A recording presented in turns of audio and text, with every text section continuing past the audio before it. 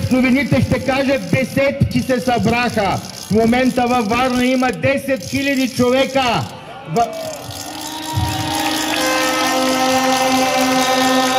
На този площад в момента има поне 15 000. Хората са в тази посока, в сянката.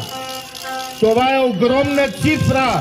Никоя кауза не може да извади повече българи на площада от каузата да спасим българския лев и да поискаме референдум и да извикаме оставка на тази продажна колониална власт.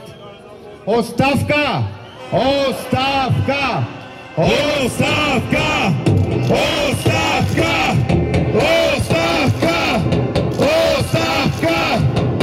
Оставка! Оставка! Няма да се откажем! Няма да се откажем! Няма да се откажем на никаква цена!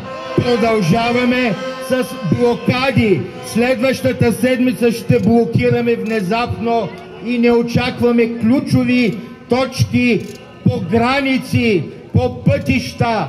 Няма да спрем. Ще дойде изненадващо.